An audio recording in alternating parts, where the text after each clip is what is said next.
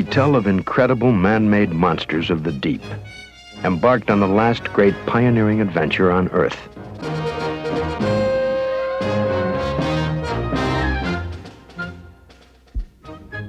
Man has speculated on what lies hidden deep beneath the surface of the sea.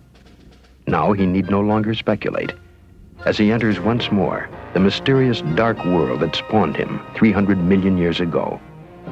In an awesome new fleet of deep-sea exploration submersibles, he finds himself gaining at last admission to the depths of the world's last frontier.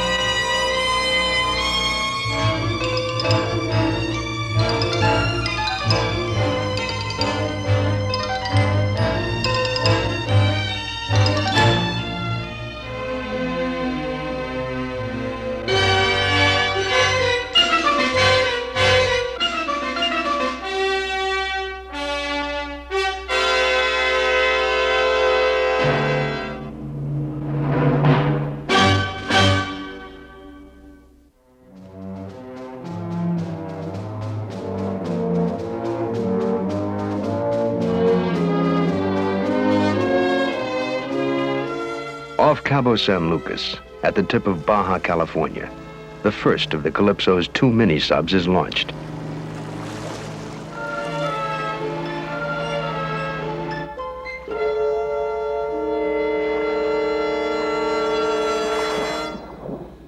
It is equipped with an interior camera and a tape recorder, so that its pilot, American diver Ron Church, can film and record himself in a twin dive 1,600 feet down a canyon wall with Captain Cousteau. Michel, Ron est parti il y a combien de temps? Il y a 6 minutes pour le moment. 6 minutes. Ulysse! Tu viens, Ulysse? Allez. Non, je ne le prends pas. Ah, il a envie. Allez, On va calculer le délai. The ocean is a vast world, not only unexplored, but neglected.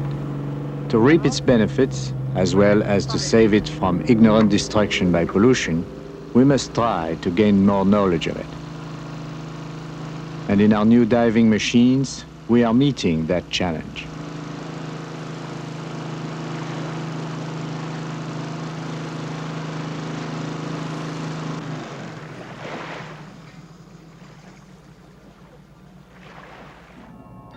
A surface diver releases the mini-sub from the cables that bind it to the Calypso, and Cousteau is free to rendezvous with Church for their deep descent into the sea.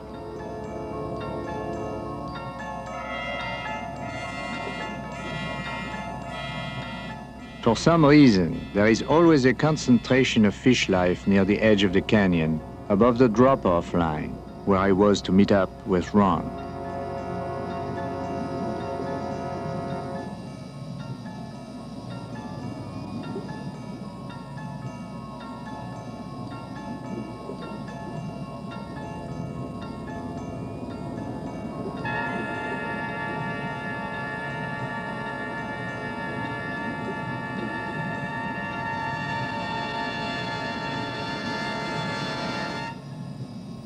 To film the deep journey, in addition to the interior camera and 2 cameras outside, Cousteau's sub carries a fixed camera on its back. As the subs maneuver into position, Cousteau behind Church, it's the last time they can be photographed by a third party, a diver above, who, as they descend into the deep, must be left behind.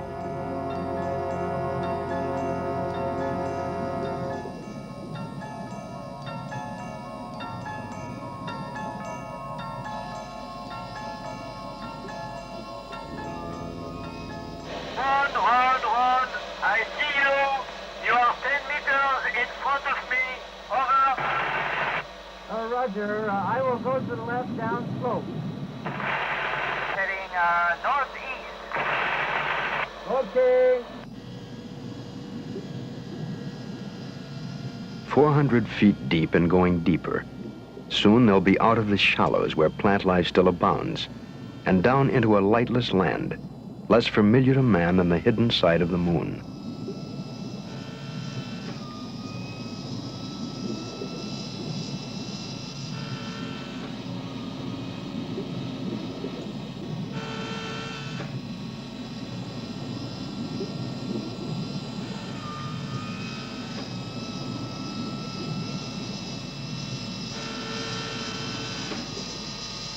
One, I am following you and filming you. You take the lead. Okay, Roger. I'm having a little trouble with the current. So am I, Hon. I'm following you anyway. Okay. 600 feet. The darkening journey down is met with sudden surprise. In landscape now nearly barren, an oasis for migrating deep-sea fish.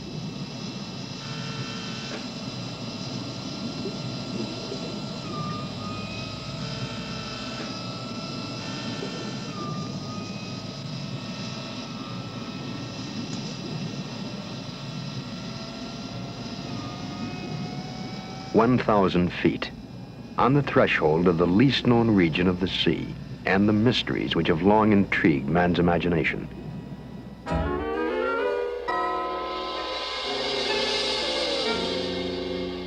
In 1903, the French film pioneer Georges Méliès conjured up this somewhat romantic portrayal of the wonders of the deep.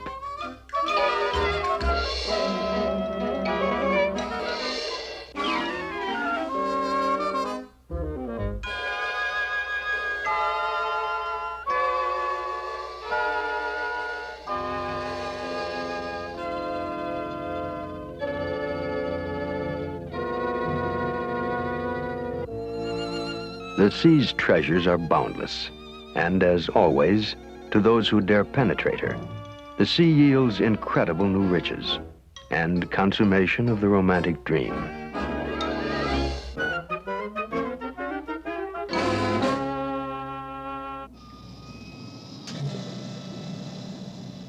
The reality of 1,600 feet beneath the sea. In this world of endless night, sight is of little importance, and some of the creatures have become blind. But they have developed an extra sensitivity to touch.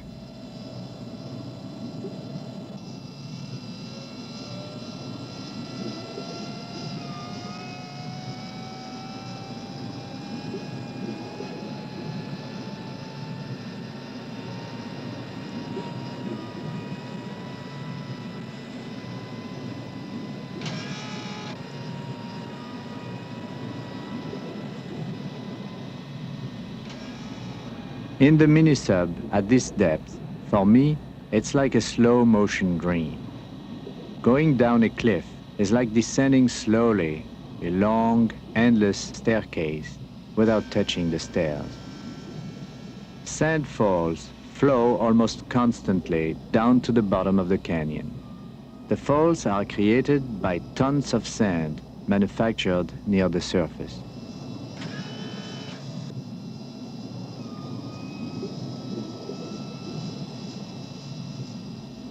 We feel alien down here, but exhilarated, for we have embarked on the exploration of a new environment, which for many centuries men have struggled to penetrate and understand.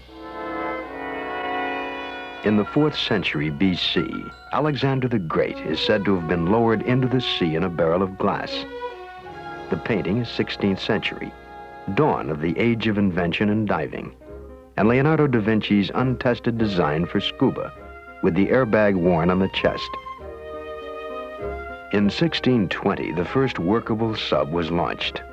Made watertight with leather and propelled by oars, at 4 miles an hour it sailed under the Thames. Constructed from wooden barrel staves, the first military sub, Bushnell's Turtle, a one-man submersible employed with little success by the Americans in the Revolutionary War. For underwater exploration, all through the 18th century, devices were sought that would enable man to walk and breathe freely on the ocean floor. The Triton featured a candle in a container, with air pumped in to keep it alight. Klingert's diving gear, which encased the diver in a cylinder from head to hips, pointed the way to future designers. Hard hat diving, with air pumped from the surface, was invented in 1837 by Augustus Scuba. Although long in use, divers could work only in restricted areas, and air hoses and safety lines could entangle or break. In 1942, a design that would revolutionize underwater exploration, the aqualung. Developed by Captain Cousteau, then with the French Navy, and engineer Émile Gagnon, the aqualung, with its tanks of compressed air worn on the back, would dramatically free divers from air hoses and safety lines. We first tested the aqualung in the summer of 1942 on the French Mediterranean coast with my friends Frédéric Dumas and Philippe Taillet. At that time, we had no idea how it would change all our lives. Later on, we would add new sophisticated equipment. But the important thing was that now the diver was free, and safety was in freedom.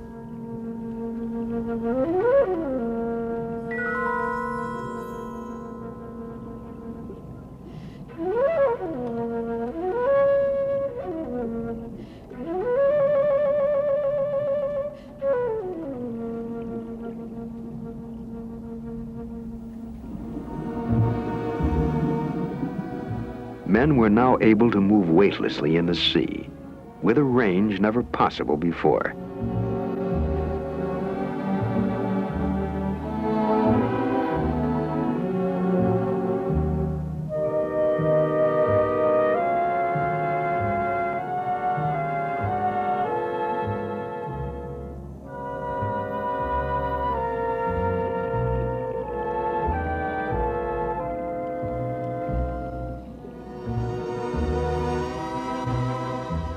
We could swim across miles of territory no man had known, free and level, with our flesh feeling what the fish scales know.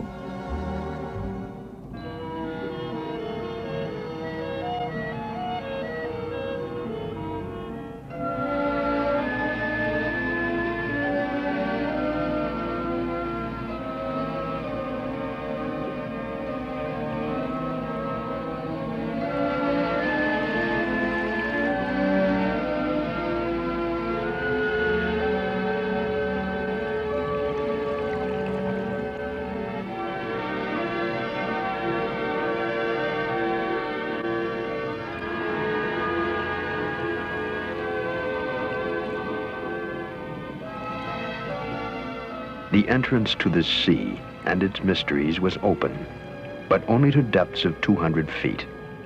Beyond still lay the dark abysses and secrets guarded for millions of years.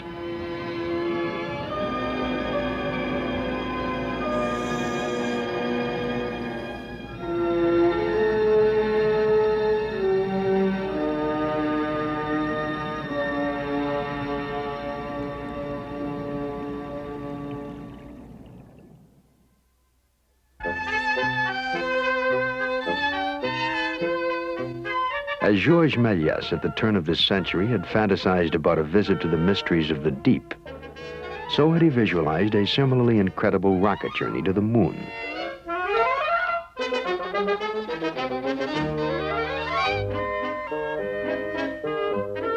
And once again, fantasy became prophecy. Apollo 11's manned mission to the moon, subject for controversy. Some scientists had felt it would have been cheaper and less risky to send unmanned vehicles to probe the lunar surface, while John Glenn said, "Instruments can measure only what we know. Only man has the unique ability to perceive and relate to unknowns and make judgments on them." Neil Armstrong was to prove Glenn's point. In his words, the auto-targeting was taking us right into a football field-sized crater with big boulders and rocks. It required us to fly manually, past the danger, to a smoother landing point. You're go to continue power descent. You're a go to continue power descent. Good radar data. We're now in the approach phase. Everything looking good.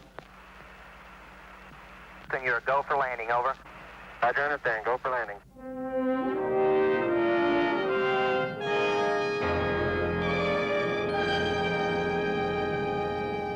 Deep beneath the sea, there lies a vast virgin territory, every bit as challenging as outer space.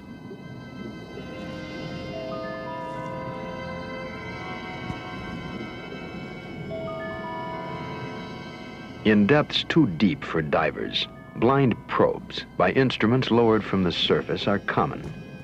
As in unmanned space exploration, research work like that accomplished by the USC Marine Research ship Valero 4 is essential but has its limitations. It is my belief that no blind instrument can replace the eye and the intelligence in direct confrontation with the whole subject to be studied. Bringing up random samples from the bottom is too imprecise. It's like Martians trying to discover about life on Earth by probing indiscriminately through the clouds, and upon bringing up a puppy dog, drawing significant conclusions about the population of the Earth. Direct observation of the ocean depths was necessary, and in 1948, Cousteau assisted Auguste Piccard in the testing of the first bathyscaphe, a vehicle designed to carry men to the deepest part of the sea. A close relative to the early stratospheric balloon, also introduced by Piccard, the bathyscaphe design included a gasoline float for buoyancy and a pressure-resisting gondola for passengers. Safely free from any tethers to the surface, the bathyscaphe would pass its ultimate test in 1960, its third model carrying Piccard's son Jacques and Don Walsh 35,000 feet down into the Mariana Trench, the deepest known spot in the sea. What we needed was a submersible of greater maneuverability than the bathyscaphe. A ship that would allow us to go deeper and stay longer than with the Aqualung, but giving us the Aqualung's freedom. With André Laban as chief engineer, we built the Diving Saucer, the first submersible of its kind. Exceedingly compact, it had to be light enough to be considered just one more oceanographic instrument at our disposal aboard the Calypso. In 1959, in Marseille, in the presence of the Secretary of the French Navy, the saucer was christened. It was an exciting moment. So much work and planning had brought us to this day. We named the ship Denise, after the wife of Jean Mollard, our project engineer. Care had to be taken that our prize not be damaged, even by a bottle of champagne. So a towel was ordered. For her maiden voyage, Denise would be impeccable. To adjust her buoyancy, everything Denise would carry was carefully weighed before launching. It was in the Caribbean off Guadeloupe that the saucer was to be tested. Pilot Albert Falco enters the miniaturized sub, the hydrojet-propelled two-man submersible with its capacity to dive to more than 1,000 feet with safety, would usher in a new era in underwater exploration.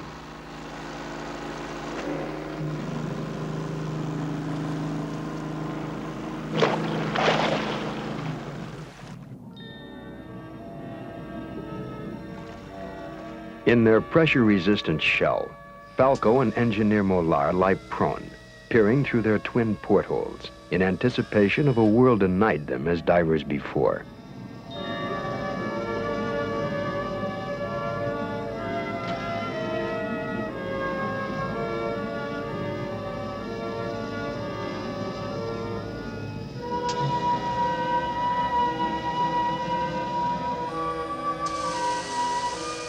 Like some strange crustacean of the deep, the first diving saucer easily tilts and turns to reveal to its passengers for the first time the silent majesty of the deep undersea world.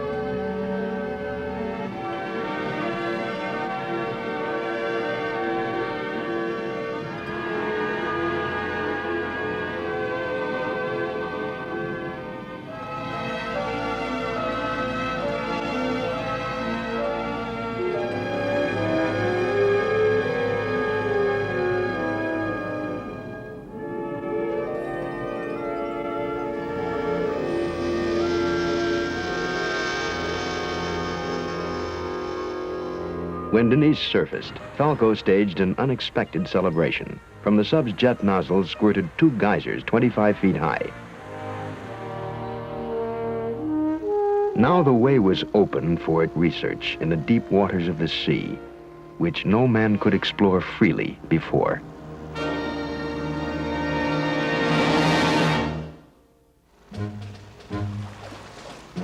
Today, an awesome new fleet of diving machines has been launched in the wake of the saucer Denise. Built largely by private industry for a wide range of uses, with names like Star 2, Pisces, Nekton, Daub, Ben Franklin, and Deep Quest. They are the pioneering work and research boats of inner space.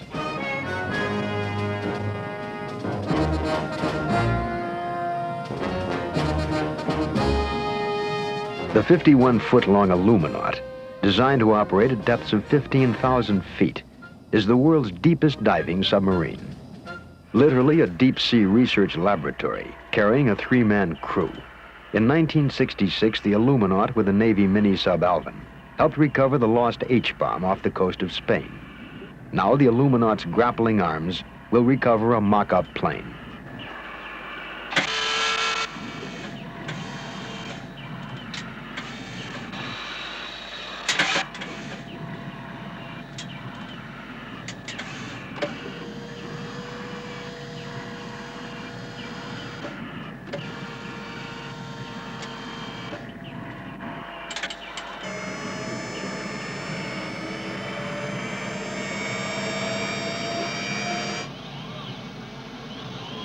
The Omega is an underwater robot equipped with a television camera and umbilically connected to the surface from where it's remotely controlled.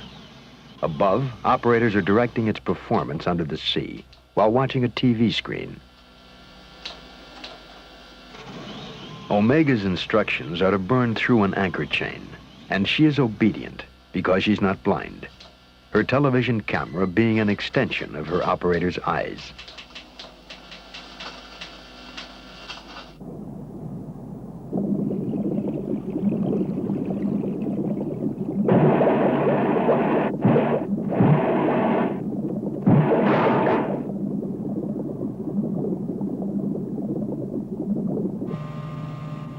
Beaver is a manned submersible that can lock out divers.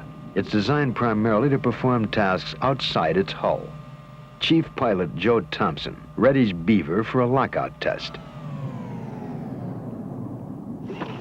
The ship is anchored over the diving area, while the divers transfer to Beaver's aft compartment for lockout. Closing hatch. Fine. We're ready to go. To see that nothing goes awry, Thompson watches at a viewport as the divers depart.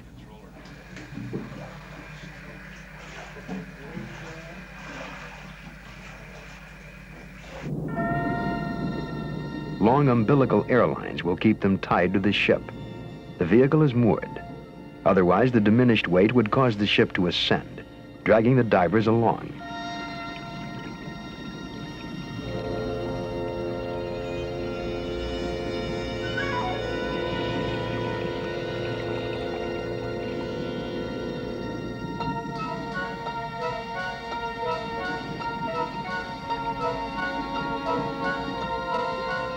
Beaver's rare capacity for diver lockout will afford it a wide variety of work underseas.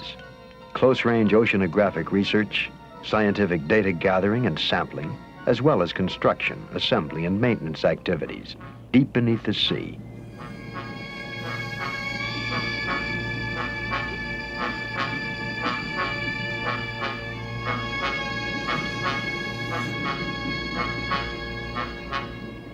The work test completed successfully, the divers returned to the ship. These are the pioneering days for submersibles. Everything is new, and there are many firsts. What the era of the Wright brothers was to aviation, today's submersible is to underwater exploration. Beaver has another capacity, prophetic for the future, the ability to mate with a subsurface structure or habitat for the dry transfer of personnel at normal atmosphere. Now, for the first time in history, we will see a vehicle, unassisted from outside, attaching itself to an undersea station, an operation as difficult as docking in space.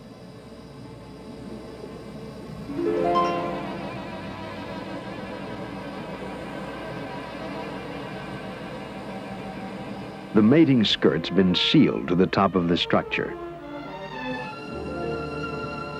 Something Georges Méliès or even Jules Verne could not foresee.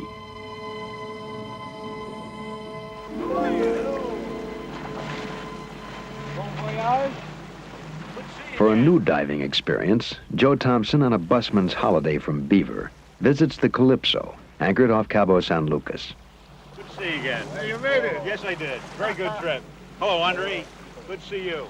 Hi, Ron. Joe, how's it going? Very good, thank you. You're going to find a lot different flying these little small submarines than those big ones we're used to, right?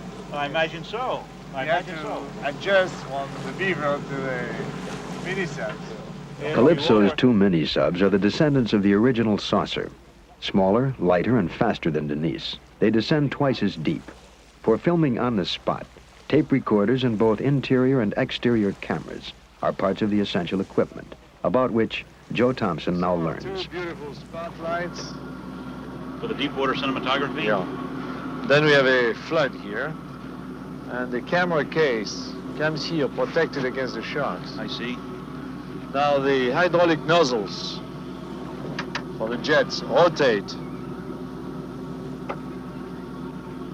And we have a little further the batteries on each side, the battery tanks which are compensated with oil for pressure. Now for the interior. Fine. Merci.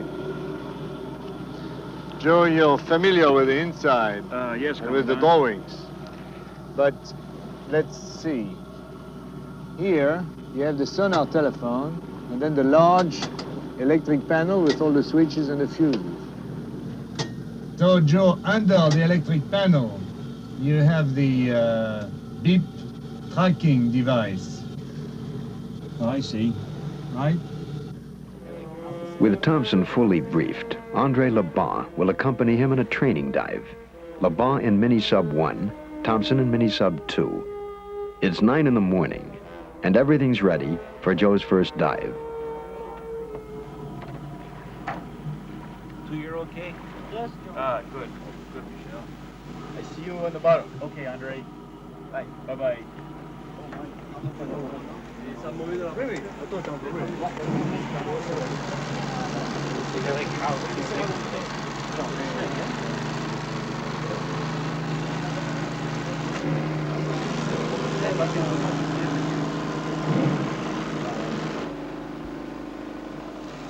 Oui. Gaston, je t'entends, je t'entends.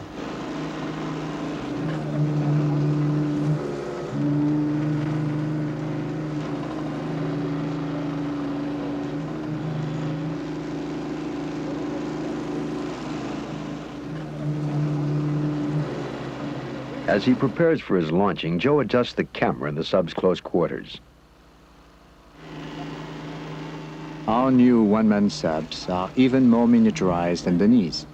They're much lighter to handle in launching and recovery. And with two of them, if one gets in trouble, hopefully it can be helped by the other.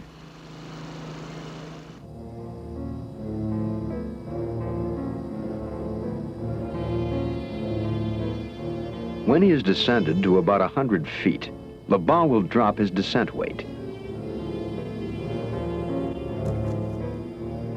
Riding aboard Thompson's sub is the training instructor, who will supervise this shallow water dive. At the bottom, Joe will be required to check his filming lights, to rotate his jet nozzles, and then by pumping mercury fore and aft, to tilt up and down in a mercury salute. Finally, he is to spin his vehicle counterclockwise and travel.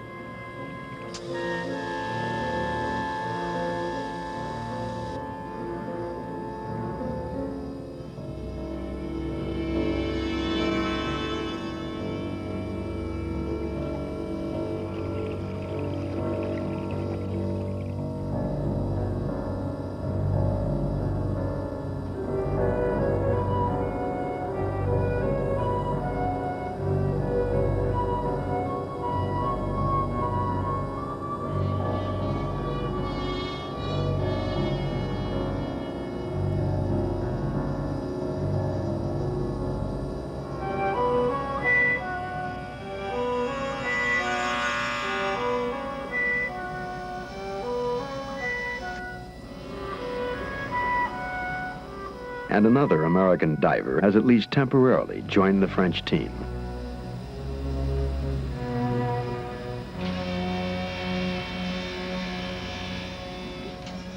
Could one sub really rescue the other?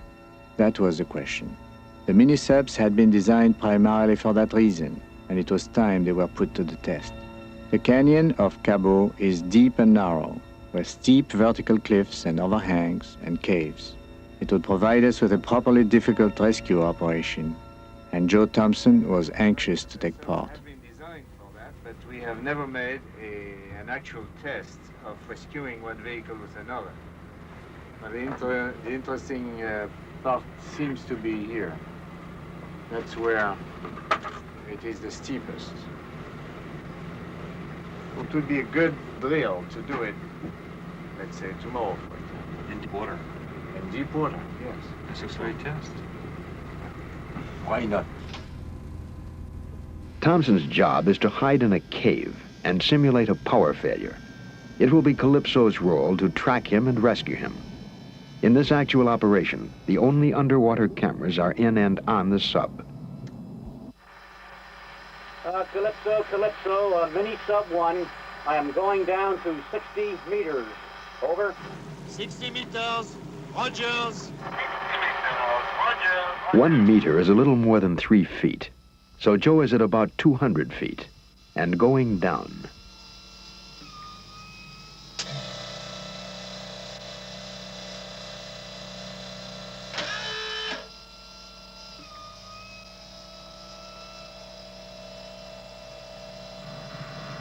Calypso, I am 130 meters deep on the canyon wall. Do you copy? You are in the canyon, depth 130 meters. Bien reçu.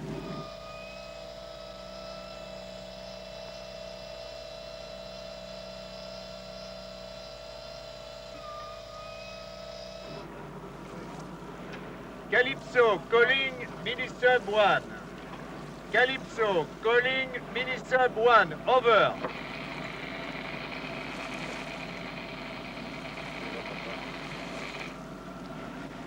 Joe, do you hear me? Joe? Over. Calypso, depth 430 meters. 430 meters. Calypso, I am in a cave. Now Joe shuts off his power. The sub's emergency capacity to ascend rendered useless under the ceiling of a cave. I am in a cave with a power failure.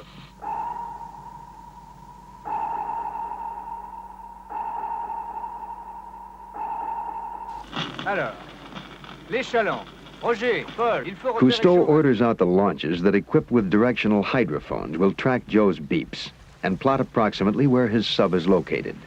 Then in that area, the rescuing sub will be launched. Ron, il me semble que j'ai un écho dans le 330. À vous? Oui, j'ai aussi un autre écho dans le nord. Allô, Jean-Paul, me reçois-tu à toi? Je manœuvre pour mettre la soucoupe à l'eau près de vous. Reçu. André Leban receives the instruction to descend and rescue Thompson. It is 7 p.m., 2 hours after Joe's descent.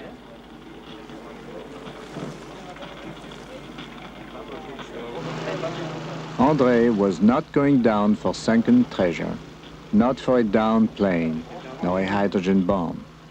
But it was terribly important for two-sub philosophy that his rescue mission work.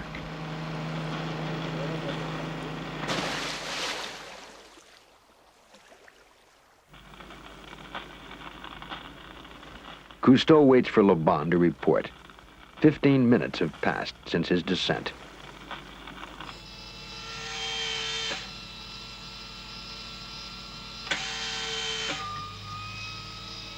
Je suis à 400 mètres. André reports he is 1,300 feet down. He's at Joe's level. André, bien reçu.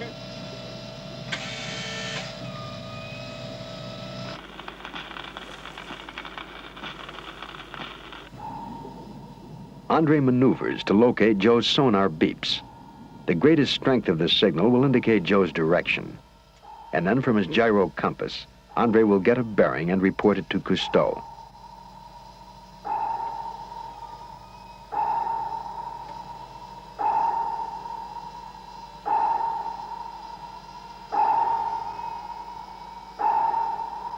Calypso. Now Andre reports he's zeroed in on Joe's signal and will start to search in that direction.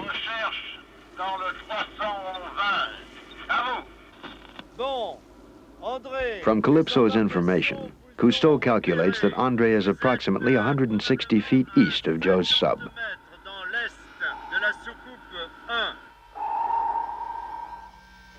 The tracks of Joe's sub.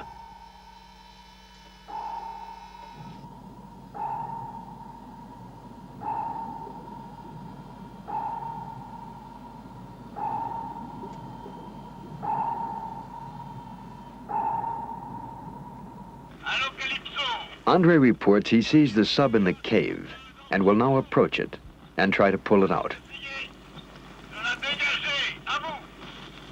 Bien reçu.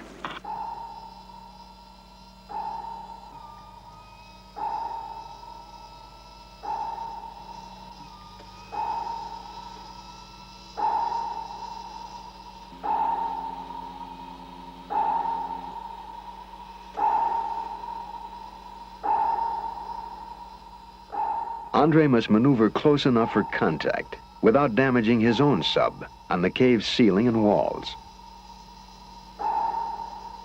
Now, in the unsteadying waters, he must catch hold of the other sub's jet nozzle with his grasping claw.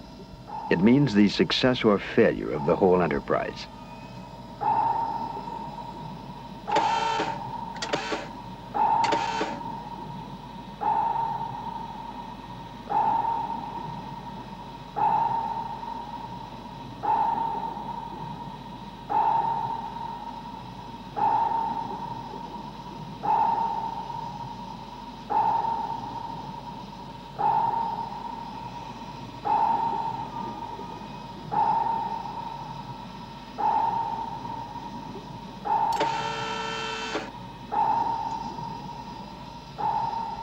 The connection's been made, but the claw can still slip as Laban tries to delicately pull the 4,000-pound sub from the cave.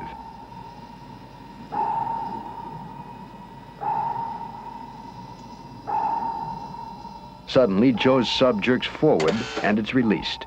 He's free.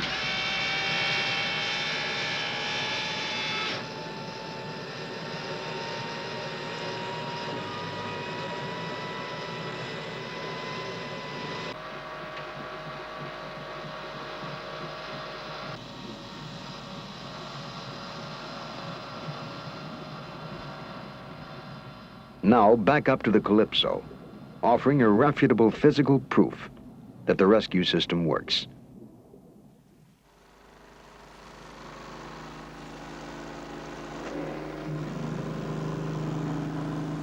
At 9 p.m., 4 hours after his descent, Joe Thompson returns.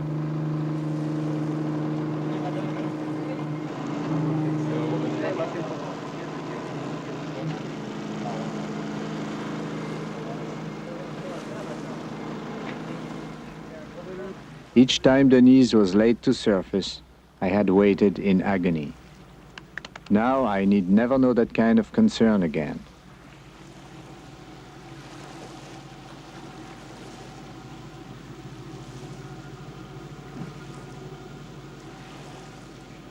Ah, welcome back. Hello? Hello, gentlemen. How was it? Very good. Different. Quite different. And now returning in Mini-Sub 2, Andre Laban.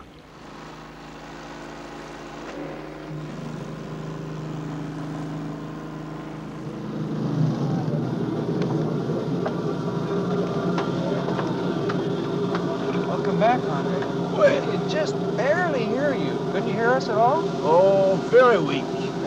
No echoes or? In the canyon, it's A echoes. lot of reverberations. But water very clear. Clear water. Excellent. Good day. On the island of Catalina, it's a festive occasion, as Captain Cousteau welcomes an extraordinary assembly of subs, gathered together for the first time for what he calls a deep submersible jamboree. In this new technological field, the pioneers had been working independently.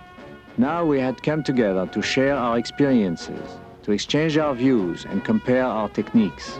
There is still much to be learned, but today's submersible may be as significant to the study of the ocean as the rocket is to outer space.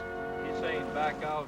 Plans proceed for an unprecedented combined deep dive, in which 7 submersibles will take part. Star 2, Deep Quest, Nekton, Beaver, and Daub, as well as the Calypso's 2 mini-subs. Now, tomorrow morning, conference at 7, launching at 8. Calypso's mini-subs are launched, and the jamboree is underway.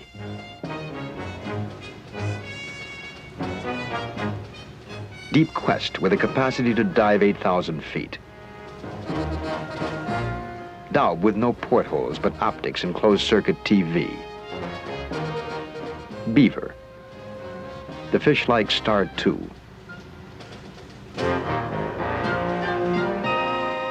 And Nekton, the little yellow submarine, smallest and most maneuverable.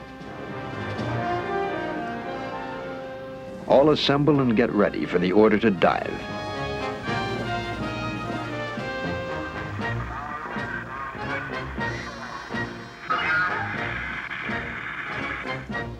All subs, attention. 5, 4, 3, 2, 1.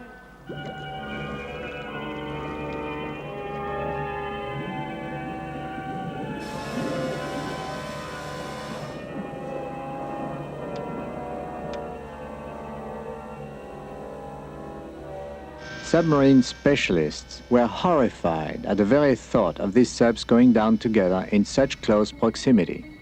But thanks to the communication by sonar telephone, risks were minimal, and the subs often worked with as little as a foot between them, without a single collision or the slightest damage to any sub.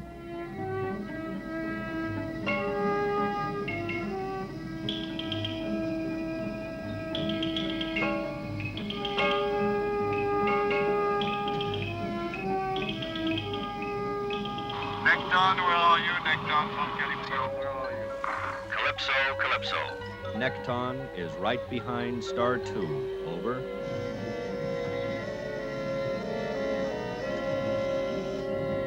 On the way down, the submersibles briefly disperse, and one of the Calypso's mini-subs discovers an old shipwreck that is unknown to the usual divers of Catalina, because it's beyond their reach. Probably once made of wood, now only the ship's steel structures remain.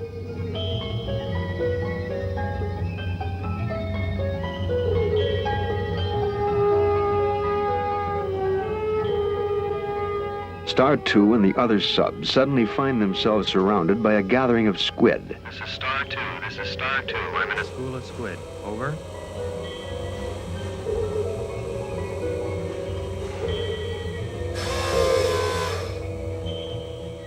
The squid are on their way to their mating grounds in the shallow waters higher up. The subs are moving upward too. Led by Mini-Sub 2, they are to enter the kelp forest above and come to rest. We are emerging from the era of the sea's romantic mystery into a new time of research and exploration. Soon, most of the mysteries of the sea will be revealed to us, and we will see that the ocean is but an immense extension of man's own world, a province of our own environment. We will have to farm it, mine it, and harness its energies. But we must remember to protect its integrity and its harmony as we make this great voyage of discovery into a once mysterious but still beautiful world.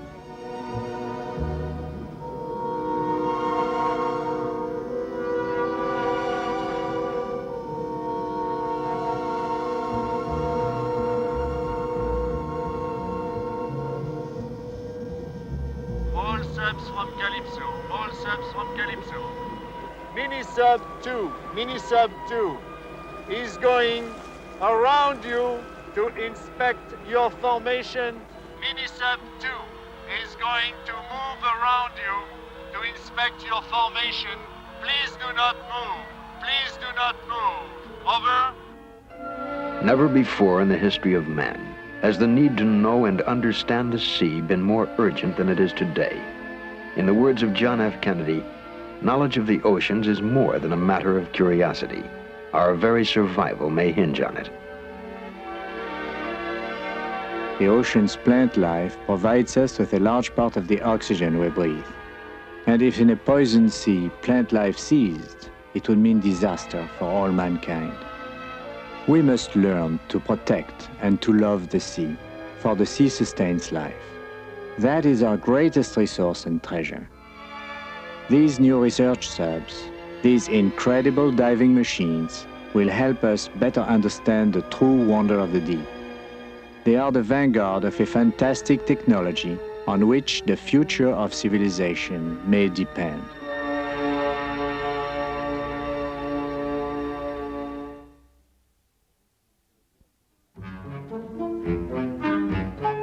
In a forthcoming episode of the Undersea World of Jacques Cousteau, you will accompany the men of Calypso on as yet unseen adventures in their 3-year worldwide explorations beneath the 7 seas.